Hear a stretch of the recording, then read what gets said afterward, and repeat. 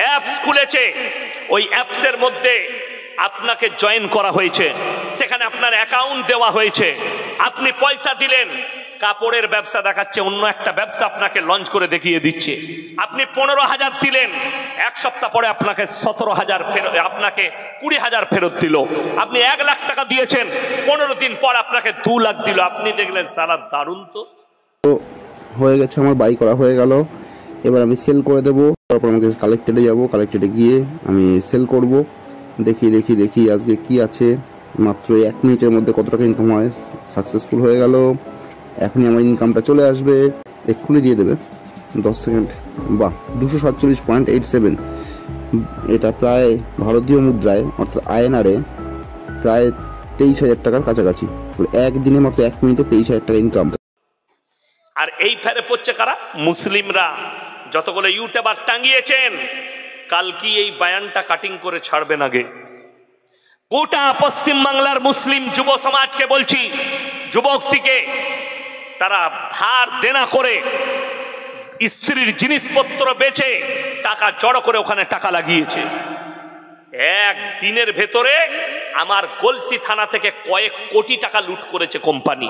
অথচ যারা বলবেন এর জন্য তাই সরকার, যে মুসলিম বলবে এর জন্য তাই প্রশাসন, জেনে রেখে দিবেন তোমাকে বেঁধে পিটানো দরকার, তোমাকে জেলের কুঠরিতে রাখা দরকার। সরকার 24 ঘন্টা মোবাইলে অ্যাড দিচ্ছে। সাইবার ক্রাইম থেকে সচেতন থাকুন, সাইবার অ্যাটাক হচ্ছে। আপনারা যে কোনো অ্যাপস আপনারা লোড করবেন না, সেইখানে ঢুকবেন না। আপনার মোবাইলে অ্যাপস দিলে আপনারা সেইখানে পৌঁছাবেন না, আপনাদের উপরে সাইবার অ্যাটাক হবে, আপনার টাকা লুট হবে। আর সেটাই হচ্ছে, আর মুসলমানরা ফাঁসছে। আপনাদেরকে বলে যাচ্ছি শুনেন, এগুলো বেঈমান কাফেরদের আখলাক। আপনার টাকা, আপনার পয়সা লুটতারাজ করবে। আচ্ছা আপনারা বলুন, সমাজে সব থেকে কম বেতন কার? কথা বলে না? ইমামদের। তাহলে যদি লটারি হালাল হতো, আমরা মৌলবীরা আগে কাটতাম না? আমরা আগে কাটতাম। হারাম বলে আমরা ধারে পাশে যাই না, আপনার ইমাম চাই না। যখন ইমাম সাহেব লটারি কাটে না, আপনি মুসলিম হিসাবে আপনি জানবেন আপনার জন্য হারাম, তার জন্য ইমাম কাটে না। যেখানে আপনাকে ব্যবসা দেখাচ্ছে, আমরা মৌলবীরা মাদ্রাসায় বেতন পাই, মসজিদে 6,000 বেতন পাই। যদি 3,000 টাকা এক সপ্তাহে পাই, আমি আর মসজিদে বেতন কাজ করব না? আমার বাপের মাদ্রাসায় কাজ করব আমি তো দেখবো 10,000 বেতন পেয়েছি, চল লাগিয়ে দে। 1 সপ্তাহ পরে 20,000, 2 সপ্তাহ পরে 40,000, 3 সপ্তাহ পরে 3 20 60। আরে আপনারা দেখতে পাননি পৃথিবী জুড়ে এত ফরওয়ার্ড হচ্ছে। যেমন বলে দিই, রিমি সার্কেল অনেক ছেলে খেলছে, আর অ্যাড দিচ্ছে কারা? ফিল্মের আর্টিস্টরা। আমি সরকারকে বলবো, ওই কটা হারামখোর আর্টিস্ট, তারা লুডু খেলার অ্যাড দিচ্ছে, রিমি সার্কেলের অ্যাড দিচ্ছে। এই হারামখোর আর্টিস্ট গুলোকে আপনারা ফলো করছেন। এদিকে জেলের কুঠরিতে ভরা দরকার, কলার ধরে জুতো মেরে কতগুলো সমাজের লোকের জীবন ধ্বংস করছে। আর এরা নিজেদিকে বলছে আর্টিস্ট দিকে আপনারা দেখতে চান, সম্মান করেন। এই সমাজ যদি ধ্বংস হচ্ছে, এই ফিল্মের আর্টিস্টদের লেগে হচ্ছে, এদের জন্যে সব রকম। আচ্ছা, সরকার গুটকার প্যাকেটে লিখে রেখেছে না রাখেনি? হানিকারক, ক্যান্সারের কারণ। অ্যাড দিচ্ছে কে? ইয়াসিন সাহেব। অ্যাড দিচ্ছে কে? শওকত সাহেব। তবে কে অ্যাড দিচ্ছে? ফিল্মের আর্টিস্টরা। সালমান খান অ্যাড দিচ্ছে, অজয় দেবগান অ্যাড দিচ্ছে, এরা অ্যাড দিচ্ছে। গুটকার অ্যাড, বিড়ি সিগারেটের অ্যাড। আর আপনি এদিকে চলার পথ ভেবেছেন। অনেক ছেলে, আমি কামরায় ছিলাম, হুজুর ফটো তুলবো, সেলফি নিবে আমার, সেলফি নিচ্ছে আমার, কিন্তু চুল কেটেছে শুয়োরের মাথার মতো, প্যান্ট পড়েছে হারামখোর সালমানের মতো, আর ভালোবাসা আমাকে। এটা ভালোবাসা? ঠিক এক্স্যাক্টলি এরকম। আপনি মুখে বলছেন রসুলকে ভালোবাসি, রসুলের আখলাক আপনার কাছে নেই। না নামাজ আছে, না রোজা আছে, না দিনদারি আছে, না তাকওয়া আছে, না পরেজগারি আছে, না আপনার বিবি বাল বাচ্চার মধ্যে পর্দা আপনি আনতে পেরেছেন, না আপনার বিবির মধ্যে পর্দা আনতে পেরেছে। অথচ কোরআনে পর্দা করা ফরজ না ফরজ নয় বাবা? কথা বলেন। পর্দা যদি ফরজ হয়, পর্দা আমরা করি। আচ্ছা আপনাদেরকে বলে দিই, অনেকজনের গায়ে লাগবে, চকলেট, একটা ছোট চকলেটের দাম কত? 1 টাকা। আচ্ছা, এটা খুলে বিক্রি হয় না প্যাকেটের ভেতরে থাকে? সিল থাকে। খুলে যদি কেউ বিক্রি করে সামনে রেখে কেউ কিনবে? আমি ভেবে দেখুন, একটা 1 টাকা চকলেটটা যদি ক্যারি থেকে বার করে বিক্রি করে, আপনার কাছে তার ইজ্জত নষ্ট হয়ে গেল, আপনি আর ওই চকলেট কিনবেন না। আপনার বিবিকে একটা নারীকে আল্লাহ কত মর্যাদা দিয়েছে, তাকে যদি আপনি খুলে বাজারে নিয়ে যান, তার ইজ্জত নষ্ট হবে না? ভেবে দেখুন। আপনি একটা চকলেটের ইজ্জত বুঝেছেন, আপনি নিজের মেয়ের ইজ্জত বুঝলেন না, আপনার বিটির ইজ্জত বুঝলেন না। একটা বাজারে যদি কলা ছিলকা কলাটা ছিলে বিক্রি করে, আপনি আর সমাজের লোক আর ওই কলাটা কিনবে না। ধুলো পড়েছে, মাছি বসেছে, এটার ইজ্জত নষ্ট হয়ে গেছে। হাইরে মুসলমান, হাইরে পৃথিবীর মানুষ, একটা মেয়ে ল্যাংটো ঘুরে বেড়াচ্ছে, পেট আর পিঠ বার করে ঘুরে বেড়াচ্ছে, নিজের মাথার চুল খুলে ঘুরে বেড়াচ্ছে, নিজের বুক খুলে ঘুরে বেড়াচ্ছে, তাতে ইজ্জত বেড়ে যাচ্ছে।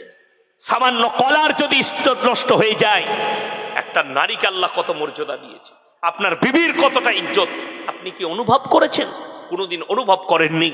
আপনি খালি ভাববেন বাড়িতে গিয়ে আমি বলে চলে যাচ্ছি। ইয়াসিন ভাই বলল একটা চকলেটের প্যাকেটের ভেতরে না রাখলে আমি চকলেটটা কিনে খাবো না। একটা চকলেটের যদি এত মূল্য হয়, 1 টাকা চকলেটের ইজ্জত যদি এত হয়, আমার বিবির ইজ্জতের দাম কত, আমার মেয়ের ইজ্জতের দাম কত, আপনি একবারও অনুভব করতে পারেননি। বিসমিল্লাহ।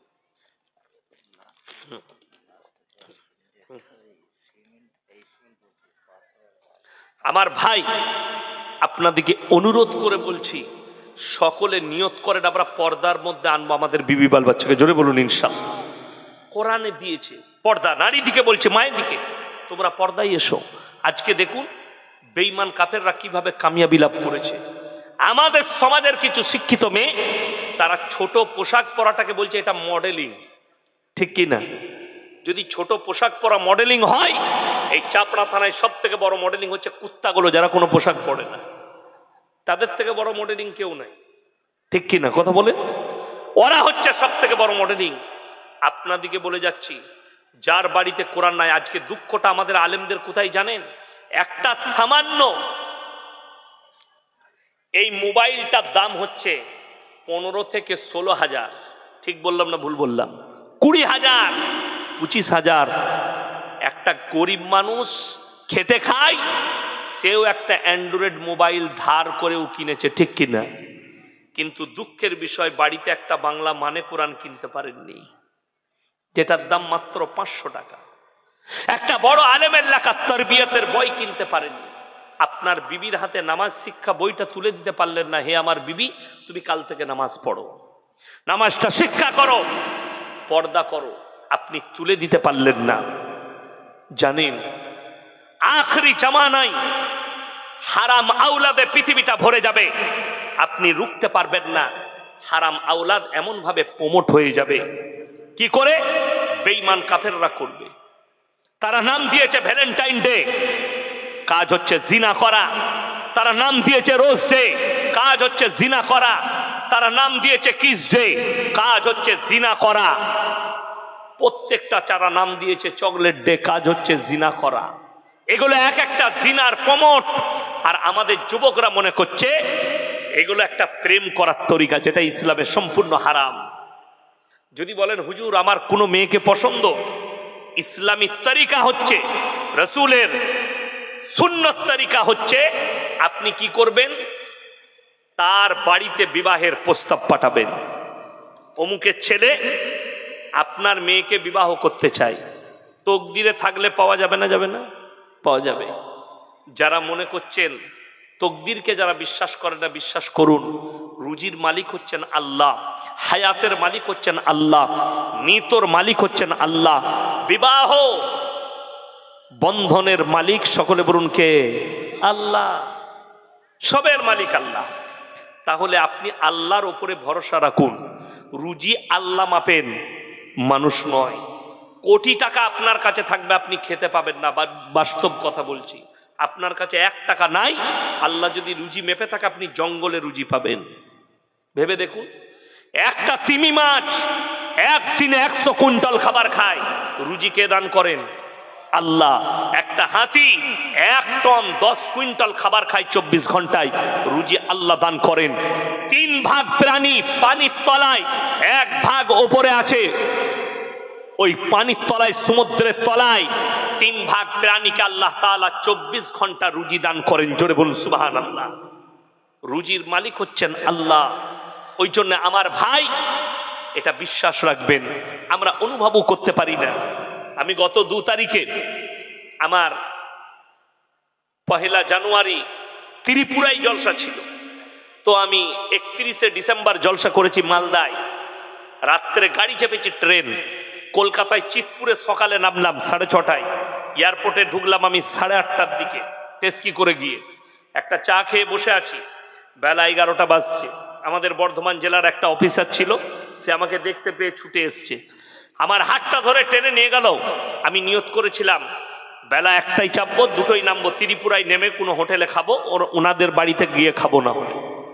কিন্তু সে আমার হাতটা ধরে টেনে নিয়ে গেল, হুজুর আপনাকে একটু আমার খেতে হবে।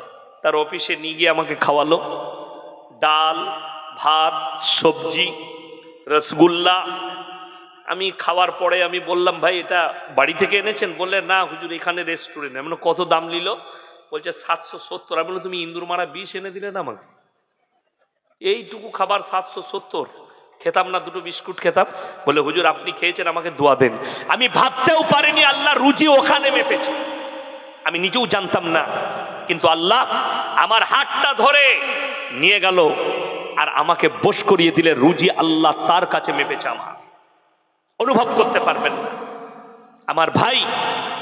ওই জন্য রুজির মালিক আল্লাহ। আপনারা কি মনে করছেন যারা আছেন এখানে বসে, যে মা বোনেরা ভাইরা, আল্লাহর কাছে সবাই একটা দোয়া করবেন, সকলে জোরে বলুন ইনশাআল্লাহ। কি দোয়া?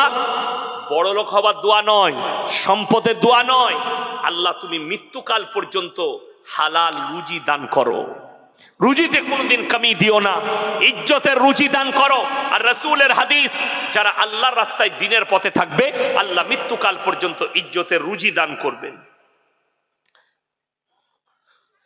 বর্তমানে মিজানুর রহমান আজহারি দেশে ফিরেছে। বর্তমান বাংলাদেশের পরিস্থিতি দেখুন। আমি আমার মাদ্রাসা জলসা নিয়ে ব্যস্ত থাকি, সেদিনে দেখলাম মোবাইলে ফিরেছে, বক্তব্য দিয়েছেন।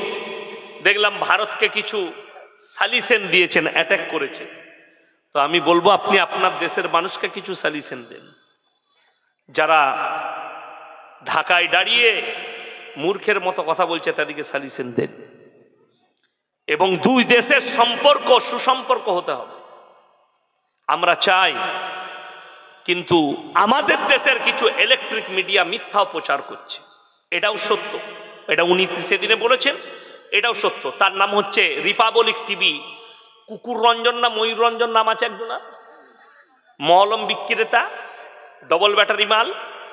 হচ্ছে সব থেকে ডেঞ্জার, কি বুঝলেন? তো এই ছেলেটা কিছু মিথ্যা প্রচার করছে। যেমন আপনার মেদিনীপুরের একজন নেতা বলছে 1000 রিস্কা নিয়ে বেরিয়ে পড়েছে, তারা কলকাতা দখল করবে। আমি মনে মনে ভাবলাম কিছু খেয়ে বলছে, না খেয়ে এসব কথা বলা যাবে না। আর যদি বাংলাদেশের কেউ বলে থাকে, আচ্ছা শুনেছেন, আমরা যদি বলি আমরা পশ্চিম বাংলার 2 কোটি লোক সাইকেল নিয়ে বেরুবো, দিয়ে বাংলাদেশ দখল করব, করা যাবে? ওটা মূর্খের কথা, মূর্খর কথা। আর আমাদের দেশের যে নেতাটা বলছে, ও তো সবসময় খেয়েই আছে, না খেয়ে কথা বলে না। খাওয়া মানে বুঝতে পারেননি, হয় গাঁজা খায় নাহলে বোতল। তবে বড় কষ্ট লাগে, বাংলাদেশের কেউ রিস্কা নিয়ে বেরোয়নি, তারাও জানে না যে তাদের কজন রিস্কা নিয়ে যাচ্ছে আর আসবে কোন দিকে, বর্ডার পার করতে হবে। তবে বলি 2 দেশের সম্পর্ক এই জন্যই ভালো হওয়া দরকার। যুদ্ধ হলে ক্ষতি বেশি হবে, কারুর কারুর কম হবে। তবে লেখে রেখে দেন, চিঙ্গারি লেগে গেছে 3য় বিশ্বযুদ্ধর মিডিল ইস্টে। যারা ভাবছে इस्लाम मिट जाएंगे, कुरान मिट जाएगी, तुम्हारा ख्वाब है ये, चिंगारी लग चुका है। और रसूल का हदीस है, क़यामत से पहले खुरासान से एक बड़ा लश्कर निकलेगी और उनका जो कमांडर होगा वही इमाम मेहदी होंगे। जोर बोल सुभान अल्लाह। और ये जब लड़ाई शुरू करेंगे पूरे दुनिया कोई भी उनके सामने नहीं टिक पाएंगे। বর্তমানে জানেন চাইনার চোখটা পড়েছে আফগানের উপরে, তার কারণ কি? পৃথিবীর সব থেকে আগামী দামি এথলিন যেটা ব্যবহার হবে, তেল থাকবে না, তেল বিলুপ্ত হয়ে যাবে, পেট্রোল ডিজেল কেরোসিন বিলুপ্ত হয়ে যাবে। আগামীতে যেটা চলবে গাড়িগুলো ব্যাটারিতে, এথলিনে। সেই এথলিন ব্যাটারির যে ভেতরের মালটা পুরো আফগানের তলায় বিছানো আছে। আর রাসূল বলেছেন সব থেকে সম্পদশালী হবে তারা, তাদের সামনে পৃথিবীর কোনো শক্তি দাঁড়াবে না। তারা গিয়ে আল আকসায় ঝান্ডাটা গাড়বে এবং গোটা পৃথিবীতে ইসলামের ডাঙ্কা বেজে যাবে। জোরে বলুন সুবহানাল্লাহ। মুসলমান মরবে না তা নয়, 20 কোটি মুসলমানের প্রাণহানি হবে পৃথিবী জুড়ে, 20 কোটি। কিন্তু বলে দিই, আমাদের দেশের কিছু মুতখোর আর গোবরখোর বলছে ইসরাইল জিন্দাবাদ। আবে ইসরাইল বালে জাদা গায়ে খাতা ইহুদি লোক। পৃথিবীতে সব থেকে বেশি মাংস খায় গরুর ইহুদিরা। জানেন কারা? ইহুদিরা। আমাদের দেশের সনাতনী ভাইরা খায় না, বাকি পৃথিবীর সবাই গরুর মাংস খায়। খ্রিস্টানরা খায়, ইহুদিরা খায়, নাসারারা খায়, এরা সবাই খায়। বড় কষ্ট লাগে। বোম্বেতে একজন गुजराती আমাকে বলছে, भाई आप लोग गाय का गोश्त खाते हैं, जान मार के खाते हैं। हम बोला आप क्या खाते? बोले सिर्फ ओनली फॉर वेजिटेबल खाते हैं। अच्छा আপনারা বলুন গাছের প্রাণ আছে না নাই? কথা বলেন, গাছের প্রাণ আছে। আমি বললাম आप जो दरख्त खाते हैं, सब्जी खाते, उसका भी तो जान है, उसको क्यों मारते? उसको छोड़ दीजिए, सिर्फ पानी पी के रहिए, শুধু পানি পান করে থাকো, পানি খাও। আরে আল্লাহ যেগুলো হালাল করেছে আল্লাহ বলছে উপভোগ করো। কোরআনে আছে ইন্না জাআলনা মা আলাল আরদি জিনাতাল লাহা লিনাবলুয়াহুম আইয়ুহুম আহসানু আমালা। এই পৃথিবীটাকে আমি আমার বান্দাদের জন্য সুসজ্জিত করেছি। আমি খালি বান্দার কাছ থেকে একটা জিনিস চাই, সেটা হচ্ছে ভালো আমল। সকলে জোরে বলুন সুবহানাল্লাহ।